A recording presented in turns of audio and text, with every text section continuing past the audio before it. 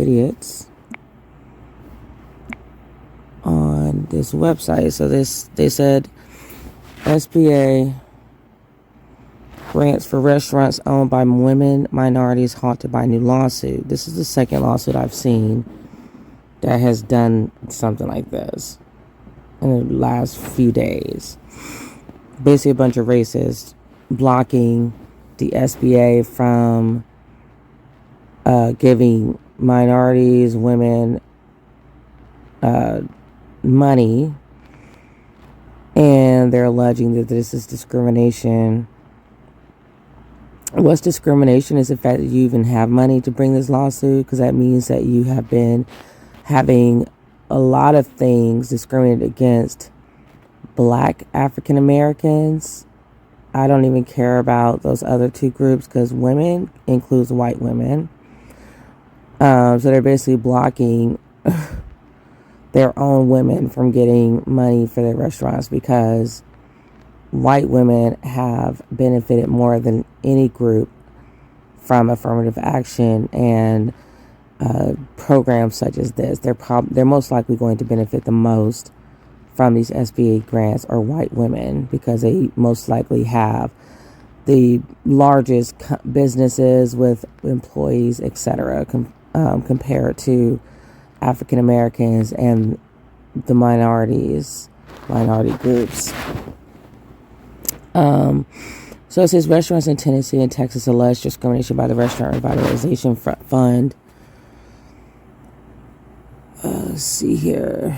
This is distribution of pandemic relief money to more than 2,900 restaurants, businesses owned by women, veterans, and disadvantaged people was halted last week following lawsuits by several white business owners. So that feels like discrimination, just the fact that you guys are all white and saying that these disenfranchised groups, including your own white women, which are not disenfranchised at all, but you have the funds to say you can't give them this money. It feels like a power play, like you're being racist. So restaurants in Tennessee and Texas allege discrimination by the Restaurant Revitalization Fund, part of President Biden's American Rescue Plan. The program, which has delivered about $27 billion in relief funds to more than 100,000 restaurants, included a 3-week period in May during which the Small Business Administration prioritized processing and funding requests from minority-owned businesses. Under the program, food and beverage providers are eligible to receive grants equal to their pandemic-related revenue loss, with a maximum of $10 million per business and $5 million per location. But a conservative, aka racist, legal group founded by Stephen Miller and Mark Meadows, aides to former President Donald Trump, Are We Surprised?, filed a lawsuit in Texas on behalf of the owners of the restaurant Blessed Cajuns, arguing the Biden administration's attempt to prioritize aid based on gender and race. I'm not sure how it's based on gender and race when it's also including veterans and what were the other groups, because did it say veterans and disadvantaged people, which I'm assuming that means like low income. So that's not race or gender. It's veterans is everyone. Let's see here. It just shows how stupid racists are. But anyways, the White House has countered that it's trying to prioritize relief for minority and women-owned restaurants because relief efforts by the Trump administration overlook those businesses. And also they should say that all the groups are not based on race and gender, because veterans is everyone. Idiots. A preliminary injunction issued by a court in Texas state says the SBA may continue approving funds for non-priority applicants, but cannot give aid to 2,965 priority applicants. So you see how backwards that is? That's why we need our reparations. African Americans need our reparations. We need to just be able to separate from this bullshit and keep it moving, because we were never meant to be mixed in with these Neanderthals. So yeah, let's keep pushing for reparations and just separate. The SBA is not able to pay 2,965 priority applicants, including yourself, who were previously approved and notified of their approval. The agency said in a letter to affected applicants, a copy of which a copy of which was obtained by the nation's restaurant news. The SBA will not pay these claims because the legal conclusions in these court rulings would preclude payment. So this is how ignorant this is. So basically, they're paying people who are not priority over the priority applicants. This is the ignorance we're living in. So this is white racism, white privilege, continued white oppression. So the fact that the white racists have money to bring these lawsuits, like they had money to bring lawsuits to stop us, African Americans and other minorities and other groups from bringing racist statues down. That's oppression. That's a power play. You have the money, we don't, to fight against you. But honestly, you could do a class action countersuit to their bullshit. That's what I would be doing, because I'd be livid if that was my business in that group. A separate lawsuit was brought forward by the Wisconsin Institute for Law and Liberty on behalf of Jake's Bar and Grill in Harriman, Tennessee, which is owned by Antonio Vitalo. Given the limited pot of funds, this puts white male applicants at significant risk that by the time their applications are processed, the money will be gone. Vitalo, who is white, argued in the lawsuit. While they're doing all these lawsuits, why not just give Vitalo the damn money that these white men or white clowns are using to sue the SBA? Just give the money to Vitalo. They're just trying to prove a point and trying to show their last little bit of dominance, because they're disintegrating into nothing very soon. So the fund launched May 3rd, and for the first 21 days was only open to applicants from women, which includes their white women. So you can't be saying they're discriminating against race, because women of all races are included. Individuals who are economically or socially disadvantaged, and veterans who are also black, white, male, female, Hispanic, so on and so forth. Veterans is everyone. Dumbasses. By May 15th, the SBA said it had received 147,000 applications from quote-unquote priority businesses seeking $29 billion in relief funds. While we cannot comment on the specifics of the litigation, it is the North Star of the U.S. Small Business Administration to assist underserved small businesses and will continue to do so, an SBA spokesperson said in a statement. We remain committed to doing everything we can to support disadvantaged businesses and getting the help they need to recover from this historic pandemic and restore livelihoods. Although the $28.6 billion fund has been depleted, businesses may have a second shot to apply for aid. A bipartisan group of lawmakers introduced a bill last week that would aid an additional $60 billion to the fund. So you guys know what I like to do now. I'm going to go through the comments. Since Fox Business or Fox News will not allow me to create an account, I decide I'm just going to respond to all these asshats in the comments on my channel. So we've got Johnny Dango, who's got 24 likes. This was 11 hours ago, so this is very recent. Government benefits should not depend on the color of someone's skin nor their gender. The only thing that should count is your status as an American citizen. So apparently Johnny Dango just skipped history class. So for the last 5 centuries, including slavery, that depended on who was enslaved and who wasn't based on someone's skin color, that was the government allowing that for 6 centuries. But suddenly, because Johnny and his little family couldn't get themselves together despite all the handouts they received from the government, now he's whining that he cannot get, or he or his family members are not able to get more additional help from the government, as if Johnny has not received everything Johnny has, because we're going to assume Johnny's a white boy. Everything that he and his little family has received has been government handouts up to now and continuing on, including the laws that have been created to give Johnny and his white family the upper hand in America since America was in inception, since it started, since it was began, since it was created, since it was built off the backs of African Americans. Next one. Why are non-white owned businesses automatically categorized as disadvantaged based on race, gender of the owner? What is this child talking about? Another ignoramus. So he got 30 likes because that's all the triggered racists who know that their time is up. So no one ever said that non-white was automatically considered disadvantaged. I read women, minorities, veterans being part of the disadvantaged group. Okay, so we're going to wait for the clowns and the blood seats, the nosebleed seats to get it. Because of Biden's new systemic racism. Really? Or maybe he's trying to fix the systemic racism that's already in place. It's because nearly half of these non-white businesses fold up in the first 3 years because they're not educated enough to operate a business, and or they are located in an area not able to produce quality customers. So we're on Fox News just showing all of our blatant racism.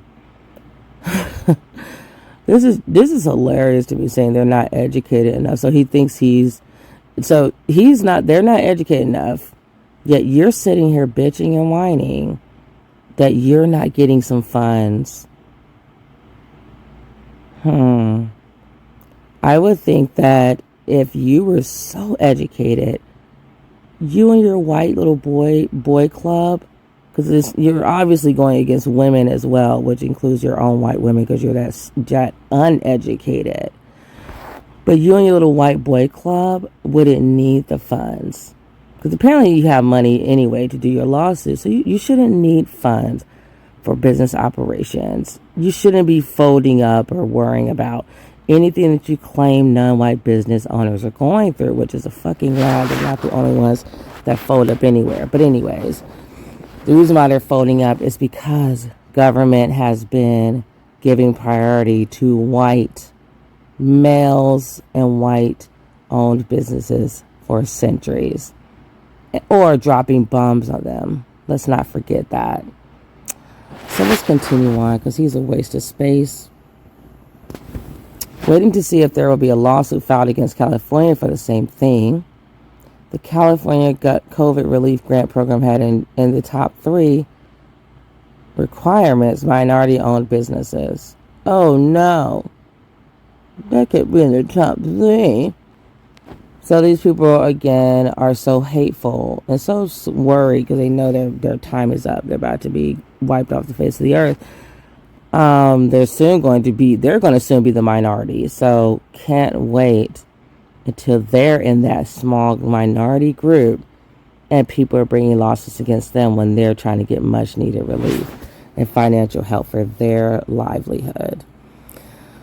So the next thing says the Mikado. He's got 9 likes, so we're going to assume he's racist as well because we're on a racist platform, aka Fox News. It's truly heartbreaking watching the Democrats at work to keep finding newer and more evil ways to divide us. No, it's not division. They're actually trying to bring us together. They're actually trying to make people's lives more equitable by helping out the groups that they have, that the government, state and federal, have systemically left out these groups for centuries. They've systemically held back African Americans for centuries.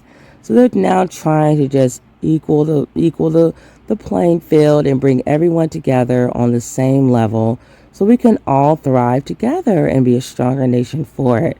So it's kind of interesting they call it division. I don't know. I don't understand.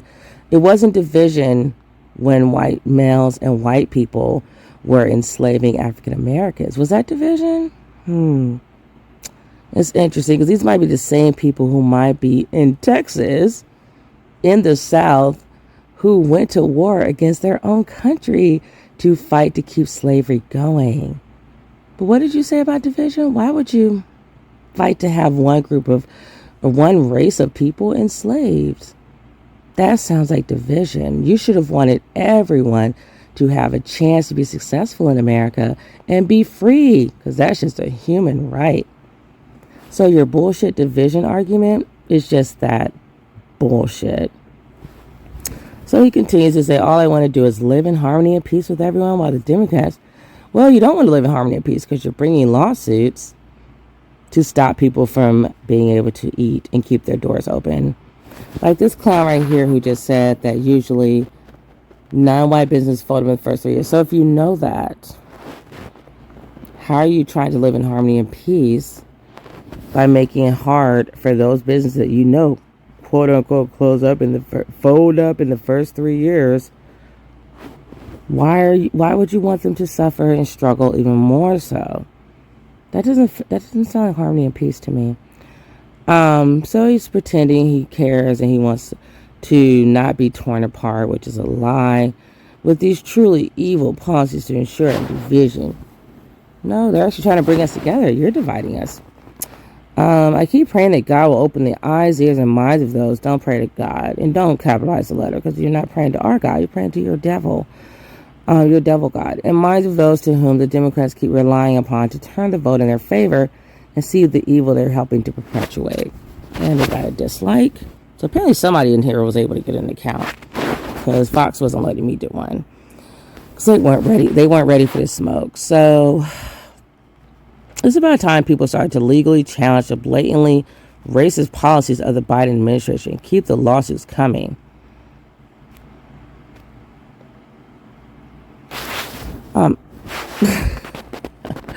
I don't even know how to respond to that. I don't understand how you can be racist. What? It's like they always trying to turn the words around.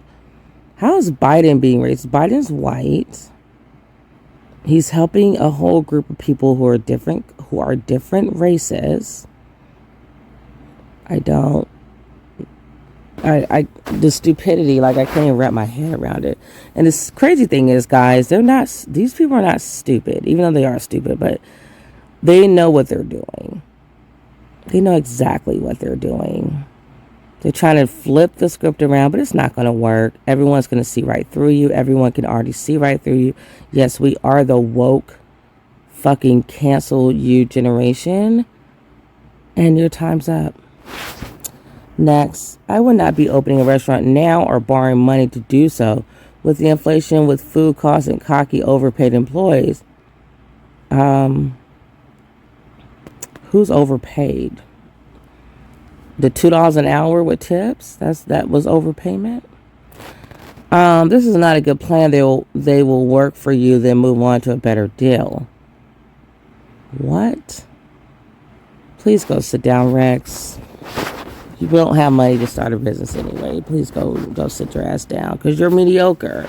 You've had every benefit ever given to your white privileged ass, and you're still basic. You're still on your same land that the government gave you 3, 4, 5 centuries ago. And you're in your trailer and you're whining and crying because your family never had to fucking lift a finger to do anything in life. And now that once more African Americans and other groups are about to surpass you again, here you go, trying to make a stand like you did for Black Wall Street, and you're trying to find a reason to run your little white triggered ass over to the other side of the field where it's thriving from African Americans who were enslaved just a generation ago, maybe like 50 years ago. What's your excuse, Rex? What's your excuse, Rex? What have you been doing for 5, 6 generations? Like, what has your family been doing? I think your white family, your white brethren, that's who you should be fucking mad at. Not the people who work their asses off to overcome real racism, not fake perceived, quote unquote, reverse racism, real systemic racism that's on the books, so we can all open it up and see where that racism is really targeted at and who's really been affected negatively by it for 600 years. So I think you should be talking to your family members, Rex. I'm sorry. Your family's basic and mediocre and whack and ignorant and Neanderthal. So they couldn't get you to where you have real wealth. All right, so let's continue. Every penny the government spends on subsidies for the underserving, privileged. Oh, Dick is such a dick. I mean, he's so just smart.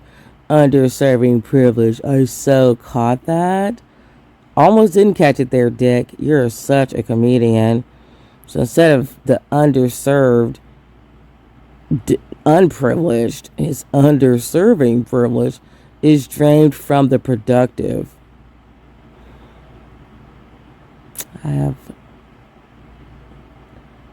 Dick, we're going to need you to work on your grammar. Who's the productive? Every penny the government spends on subsidies for the underserving privileged.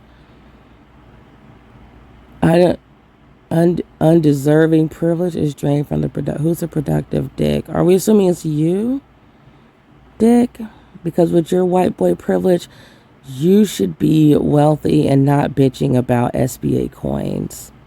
That's just what that is. You should have so much money at this point if you were not a mediocre fuck that you wouldn't be worried about a few dollars going to the underserved, dumbass.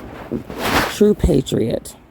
They should have chosen a Mexican name for their restaurant and say they only hire illegals. They would get millions with no questions asked.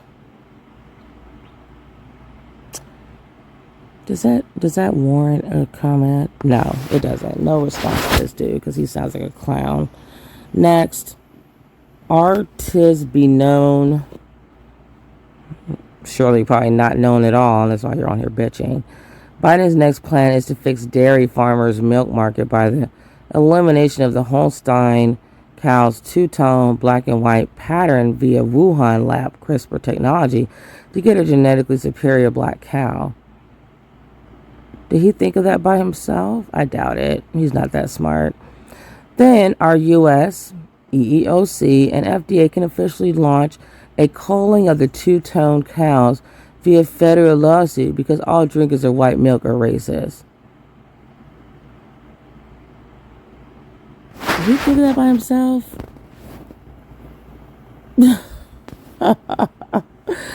Oh, man, this guy said you're really stupid and not funny at all. I agree. That was a lot of work to be racist. My goodness. Like, I couldn't even waste my breath to go through that again. Like, what the fuck was artist? Forgot the T. Be known? Ugh. Well, you'll work on your art some more, artist. Be known. You seem like no one knows who you are, and you're triggered because of that. Okay, let's keep going. People don't care about the quality of food they eat or the highway bridges they drive across. They want diversity to be the priority. Well, I think we can all multitask and do more than one thing at a time because we do have a big-ass government. So, yeah. And didn't Biden already pass the bill for... He's been pushing for infrastructure already? And quality of food they eat, who's to say the food we've been eating is quality? Because it hasn't been.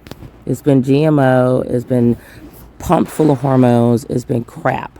Have you not seen the statistics on the obesity in America? Apparently the food we're eating isn't very quality at all, or we would all be healthy and in shape. And not dying from cancer every time you look around.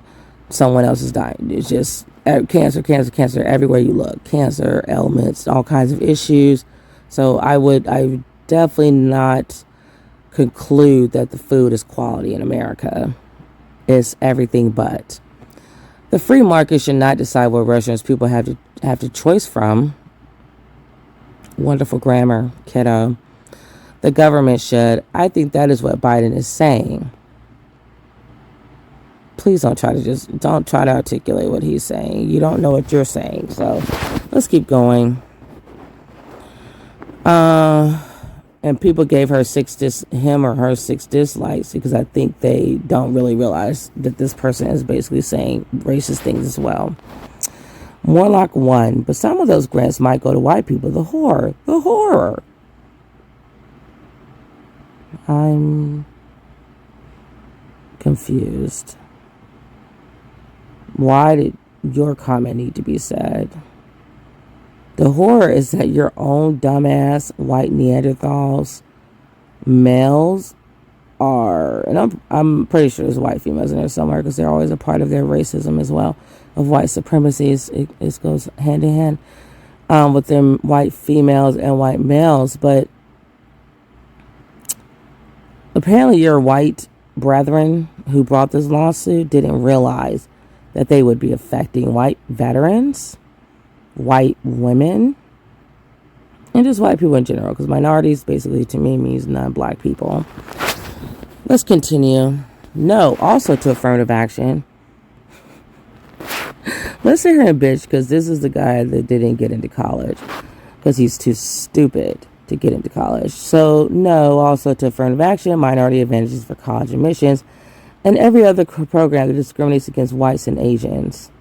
Oh wait, this person's probably Asian and he's angry because he didn't get into college because he's too stupid. Because we all know affirmative action overwhelmingly helps white women.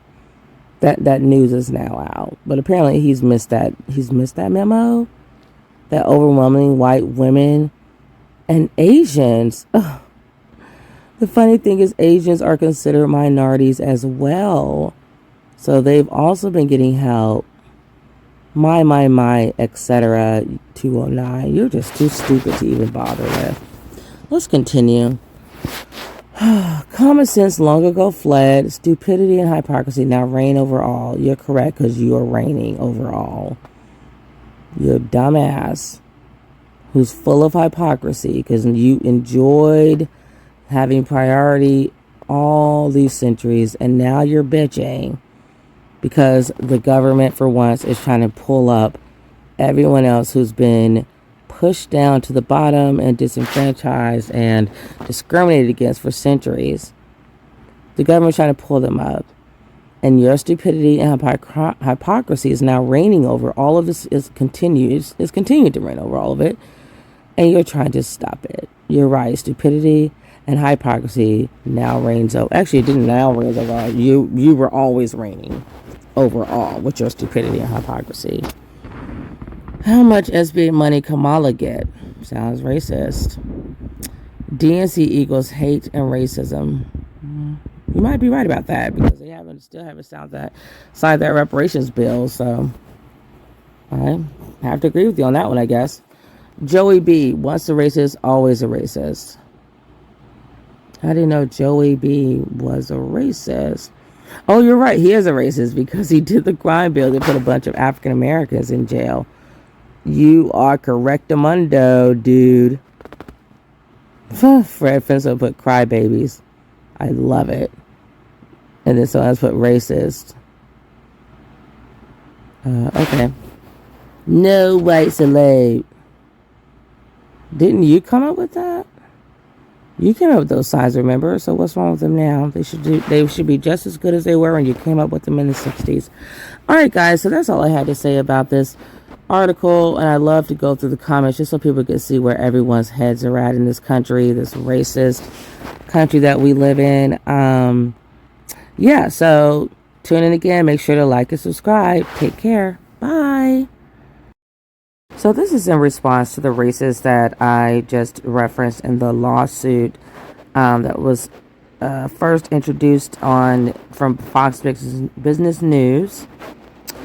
And this is explaining why the SBA and Joe Biden have created the programs they created to help these disenfranchised groups, which again include white women, as well as other non-black groups that have often benefited from government programs in the past, and they are still benefiting to this day. As you saw in the Fox Business News, it mentioned minority groups, which could include Asians, Hispanics, Indians, Native Americans, so on and so forth, in addition to African Americans. And programs like the affirmative action program that was created back in the 1960s, I believe.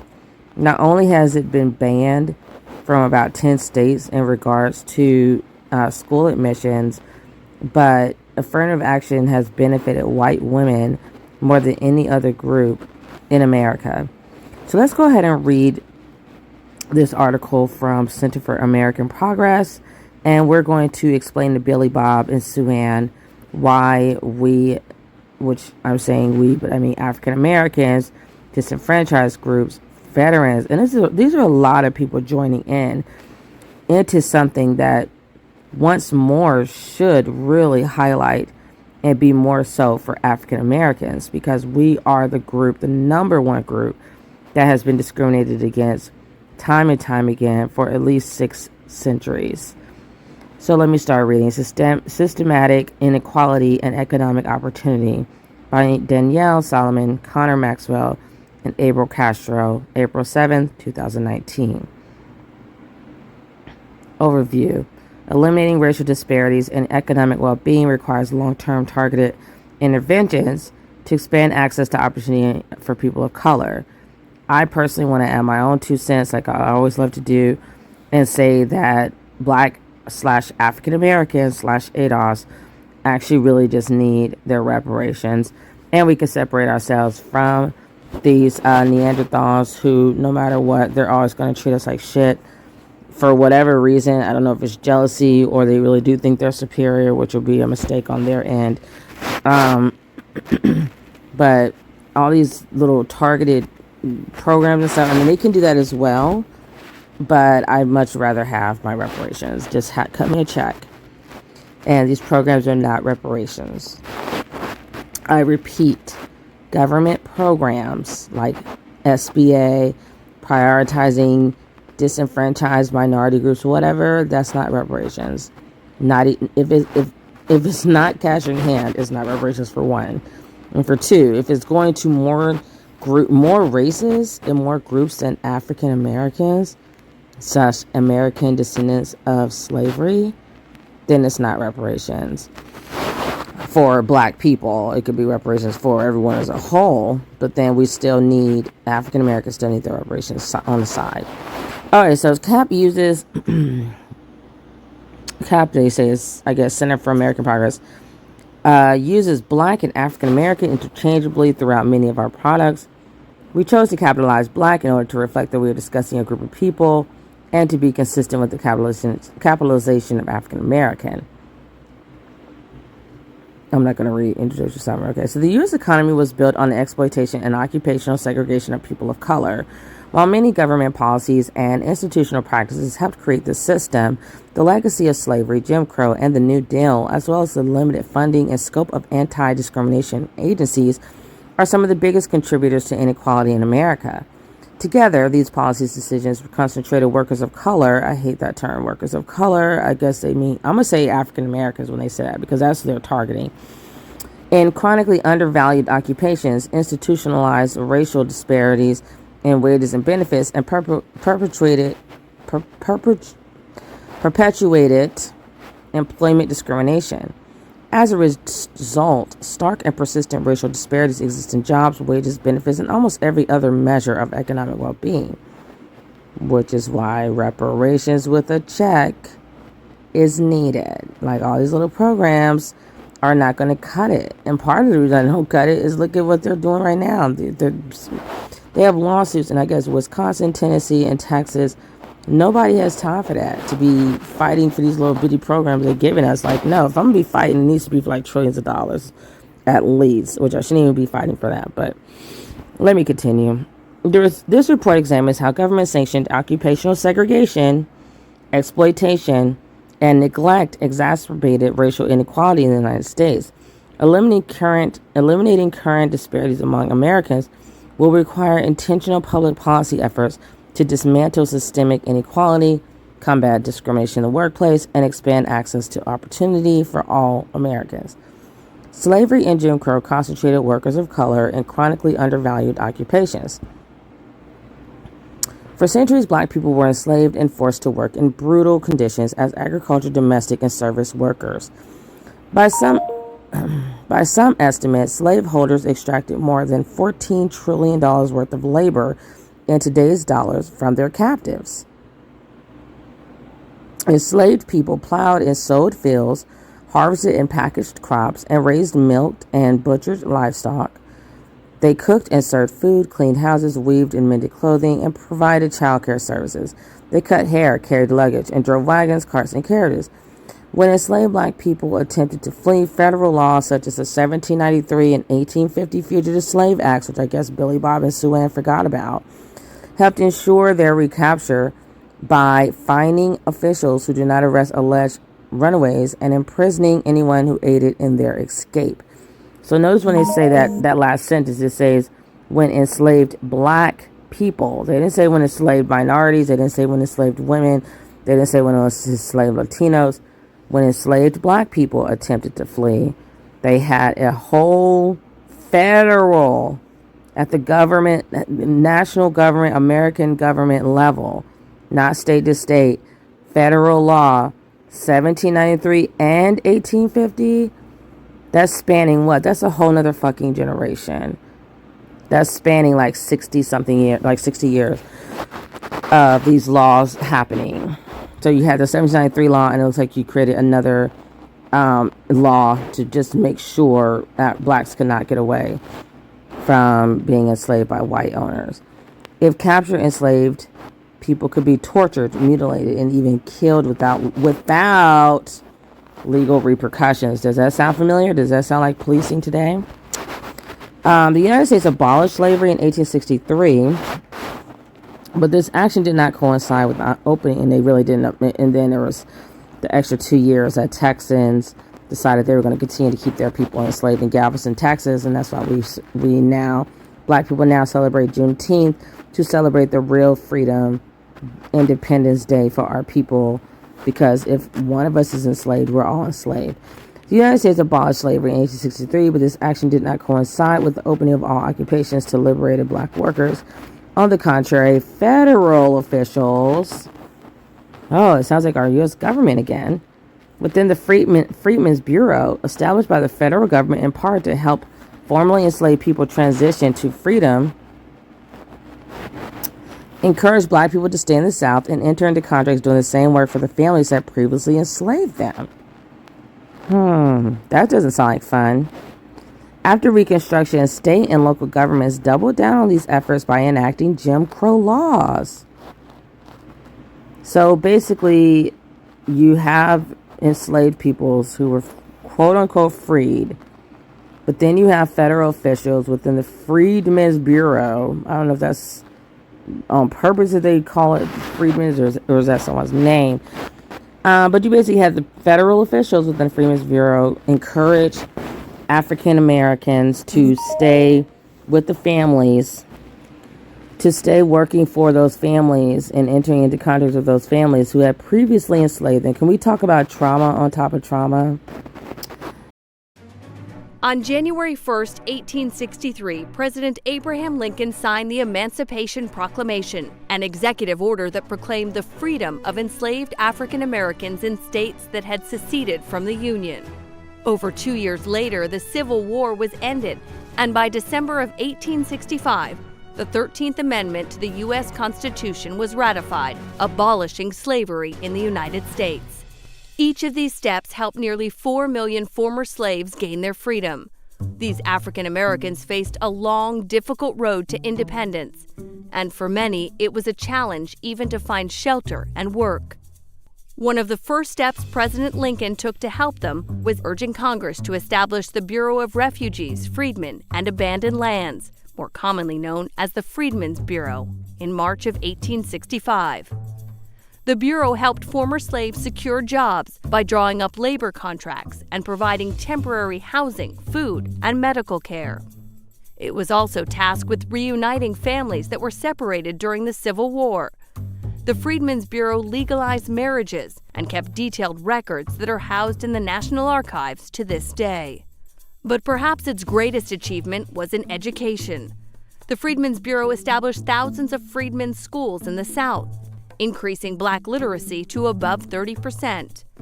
It also built several colleges that are known today as historically black colleges and universities, like Fisk University in Tennessee and Howard University in Washington, D.C., granting more than 1,000 college degrees to African Americans by 1872. The Freedmen's Bureau's accomplishments did not come easy. Its efforts were not supported by the majority of white Southerners, and many white Northerners were ambivalent toward its goals. After President Lincoln was assassinated, Vice President Johnson took his place. As a Southerner, Johnson had little sympathy for the former slaves.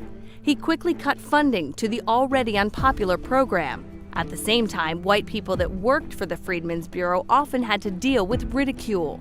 Even so, many Bureau workers stayed in the South, helping the Reconstruction effort by getting involved in politics, renting homes, and rebuilding their own lives and the economy as well. While the lack of funding contributed to the disbandment of the Freedmen's Bureau in 1872, its influence is noteworthy.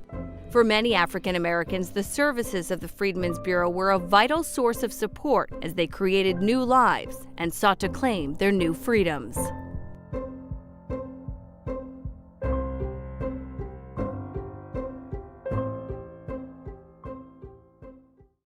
That's sickening. So after Reconstruction, state and local governments doubled down on these efforts by enacting Jim Crow laws, which codified the role of black people in the Southern economy and society. States such as South Carolina enacted strict black codes. I don't see minority codes in there. I don't see women codes. I don't see Latino or Hispanic codes. I don't see Asian codes. I don't see Native American codes. I see black codes. Crash course U.S. history, and huzzah! The Civil War is over! The slaves are free! Huzzah! That one hit me in the head. It's a very dangerous crash course. So when you say don't aim at a person, that includes myself? The roller coaster only goes up from here, my friends. Huzzah! Mr. Green, what about the epic failure of Reconstruction? Oh, right. Stupid Reconstruction, always ruining everything.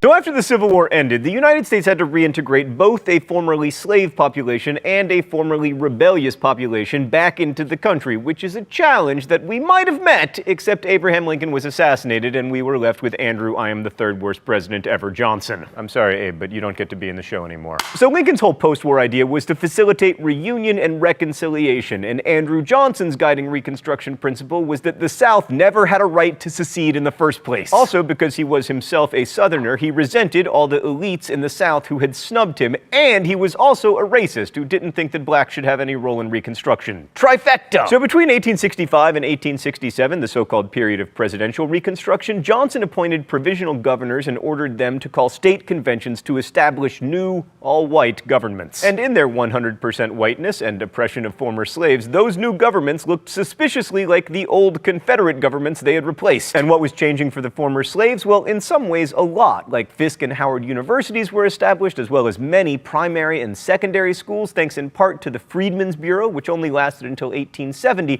but had the power to divide up confiscated and abandoned Confederate land for former slaves. And this was very important because to most slaves, land ownership was the key to freedom, and many felt like they'd been promised land by the Union Army, like General Sherman's Field Order 15 promised to distribute land in 40-acre plots to former slaves. But that didn't happen, either through the Freedmen's Bureau or anywhere else. Instead, President Johnson ordered all land returned to its former owners, so the South remained largely agricultural, with the same people owning the same land, and in the end, we ended up with sharecropping. Let's go to the thought bubble. The system of sharecropping replaced slavery in many places throughout the South. Landowners would provide housing to the sharecroppers. No, thought bubble, not quite that nice. There you go.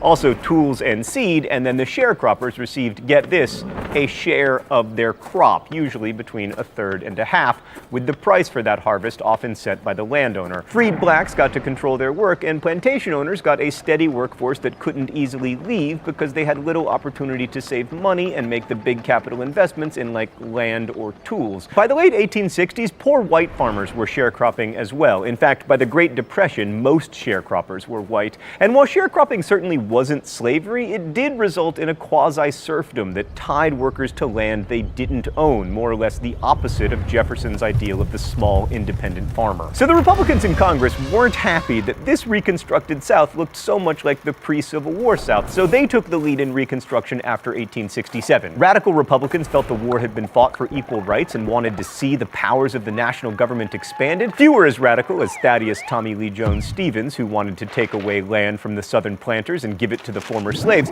but rank-and-file Republicans were radical enough to pass the Civil Rights Bill, which defined persons born in the United States as citizens and established nationwide equality before the law regardless of race. Andrew Johnson immediately vetoed the law, claiming that trying to protect the rights of African Americans amounted to discrimination against white people, which so infuriated Republicans that Congress did something it had never done before in all of American history. They overrode the presidential veto with a 2/3 majority, and the Civil Rights Act became law. So then Congress really had its dander up and decided to amend the Constitution with the 14th Amendment, which defines citizenship, guarantees equal protection, and extends the rights in the Bill of Rights to all the states, sort of. The amendment had almost no Democratic support, but it also didn't need any, because there were almost no Democrats in Congress on account of how Congress had refused to seat the representatives from the new all-white governments that Johnson supported. And that's how we got the 14th Amendment, arguably the most important in the whole Constitution. Thanks, Thought Bubble. Oh, straight to the mystery document today?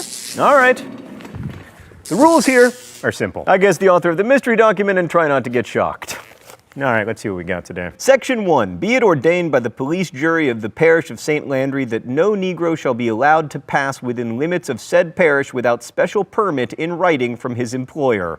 Section 4. Every Negro is required to be in the regular service of some white person or former owner who shall be held responsible for the conduct of said Negro.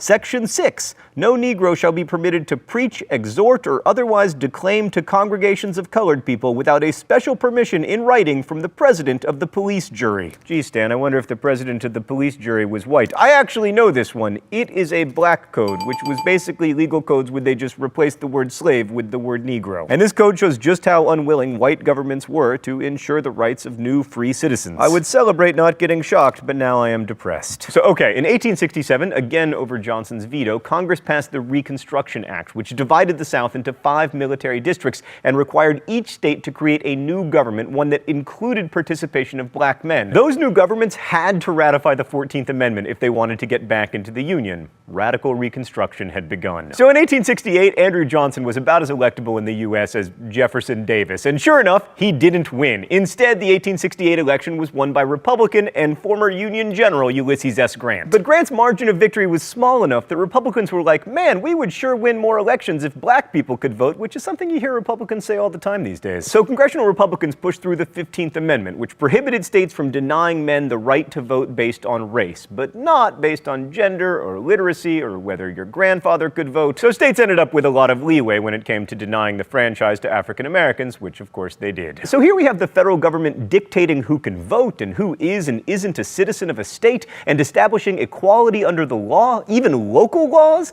And this is a really big deal in American history because the national government became, rather than a threat to individual liberty, the custodian of freedom, as radical Republican Charles Sumner put it. So, but with this legal protection, former slaves began to exercise their rights. They participated in the political process by direct action, such as staging sit-ins to integrate streetcars, by voting in elections, and by holding office. Most African Americans were Republicans at the time, and because they could vote and were a large part of the population, the Republican Party came to dominate politics in the South, just like today, except totally different. Now, Southern mythology about the age of radical Reconstruction is exemplified by Gone with the Wind, which of course tells the story of Northern Republican dominance and corruption by Southern Republicans. Fortune-seeking Northern carpetbaggers seen here, as well as Southern turncoat scalawags, dominated politics, and all of the African American elected leaders were either corrupt or puppets or both. Yeah, well, like the rest of Gone with the Wind, that's a bit of an oversimplification. There were about 2,000 African Americans who held office during Reconstruction, and the vast majority of them were not corrupt. Consider, for example, the not corrupt and amazingly named Pinckney B.S. Pinchback, who from 1872 to 1873 served very briefly in Louisiana as America's first black governor, and went on to be a senator and a member of the House of Representatives. By the way, America's second African American governor, Douglas Wilder of Virginia, was elected in 1989. Having African African-American office holders was a huge step forward in terms of ensuring the rights of African Americans, because it meant that there would be black juries and less discrimination in state and local governments when it came to providing basic services. But in the end, Republican governments failed in the South. There were important achievements, especially a school system that, while segregated, did attempt to educate both black and white children. And even more importantly, they created a functioning government where both white and African American citizens could participate. According to one white South Carolina lawyer, we have gone through one of the most remarkable changes in our relations to each other that has been known perhaps in the history of the world. That's a little hyperbolic, but we are America after all. It's true that corruption was widespread, but it was in the North too. I mean, we're talking about governments. And that's not why Reconstruction really ended. It ended because, one, things like schools and road repair cost money, which meant taxes, which made Republican governments very unpopular because Americans hate taxes. And two, white Southerners could not accept African Americans exercising basic civil rights, holding office, or voting. And for many, the best way to return things to the way they were before Reconstruction was through violence. Especially after 1867, much of the violence directed toward African Americans in the South was politically motivated. The Ku Klux Klan was founded in 1866, and it quickly became a terrorist organization targeting Republicans, both black and white, beating and murdering men and women in order to intimidate them and keep them from voting. The worst act of violence was probably the massacre at Colfax, Louisiana, where hundreds of former slaves were murdered. And between intimidation and emerging discriminatory voting laws, fewer black men voted, which allowed white Democrats to take control of state governments in the South and returned white Democratic congressional delegations to Washington. These white Southern politicians called themselves redeemers because they claimed to have redeemed the South from Northern Republican corruption and black rule. Now, it's likely that the South would have fallen back into Democratic hands eventually, but the process was aided by Northern Republicans losing interest in Reconstruction. In 1873, the U.S. fell into yet another not quite great economic depression, and Northerners lost the stomach to fight for the rights of black people in the South, which, in addition to being hard, was expensive. So by 1876, the supporters of Reconstruction were in full retreat and the Democrats were resurgent, especially in the South. And this set up one of the most contentious elections in American history. The Democrats nominated New York Governor and NYU Law School graduate Samuel Tilden. The Republicans chose Ohio Governor and Kenyon College alumnus Rutherford B. Hayes. One man who'd gone to crash course writer Raoul Meyer's law school and another who'd gone to my college, Kenyon. Now, if this election had been based on facial hair, as elections should be, there would have been no controversy. But sadly, we have an electoral college here in the United States, and in 1876 there were disputed electoral votes in South Carolina, Louisiana, and of course Florida. Now, you might remember that in these situations there is a constitutional provision that says Congress should decide the winner, but Congress shockingly proved unable to accomplish something. So they appointed a 15-man electoral commission, a super committee if you will, and there were 8 Republicans on that committee and 7 Democrats, so you will never guess who won. Kenyon College's own Rutherford B. Hayes. Go lords and ladies!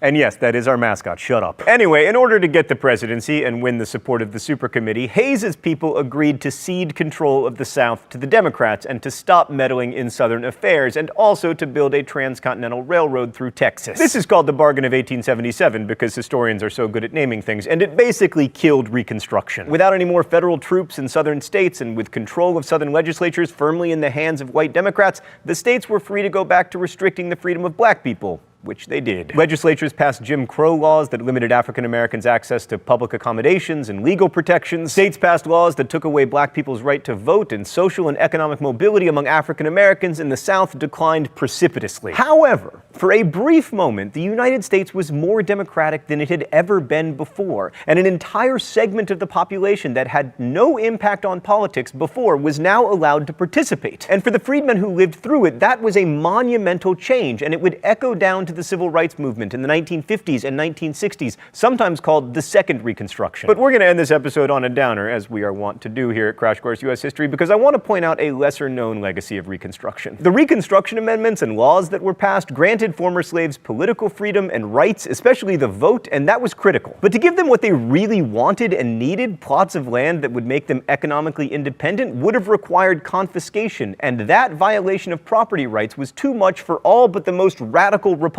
And that question of what it really means to be free in a system of free market capitalism has proven very complicated indeed. I'll see you next week. Crash. Black codes that fined black people if they worked in any occupation other than farming or domestic servitude. So they basically kept us down some more again by refusing to allow us to have free agency to work where the fuck we wanted to work or start our own businesses, etc., so we can create more wealth for our families. If they broke these laws or abandoned their jobs, and these are from the state, this is from state level, after signing a labor contract, they could be arrested, and thanks to a loophole in the 13th Amendment, wow, that sounds like there's another law that's like keeping us back, forced back into unpaid labor on white plantations. So it sounds like slavery wasn't abolished at all. It looks like there's a loophole there in the 13th Amendment to continue slavery. Lawmakers also sought to prevent black people from migrating in search of safety and economic opportunity. They enacted immigrant agent laws restricting interstate labor recruiters from encouraging or financing the relocation of black workers or from posting advertisement in predominantly black communities for distant job openings. During the mid-20th century, technological advancements reduced demand for farm labor and domestic work in the South.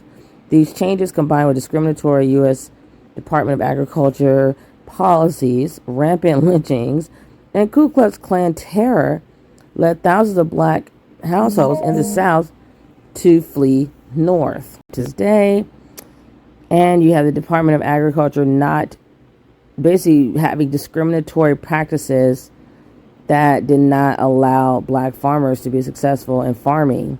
So this all led black households to this flee to the north. And now we see why 90% of the farmers are white. So that's not by accident, that's by design, which sounds like it would, of course, it's discrimination. It sounds like discrimination, and it is discrimination. As a result, the United States experienced a rapid decline in the number of black farm operators and farm and domestic workers. However, black workers remained overrepresented in low-wage service jobs. Meanwhile, the continued devaluation of domestic and agricultural vocations and the accompanying search for lower-wage laborers of color soon led to a high concentration of Asian American and Latinx workers in domestic and agricultural occupations. This remains the case today. Occupational segregation and the persistent devaluation of workers of color are a direct result of intentional government policy. To this day, people of color remain overrepresented in the lowest paid agriculture, domestic, and service vocations. See Figure 1. So Figure 1 is a graph that shows which race is in each industry.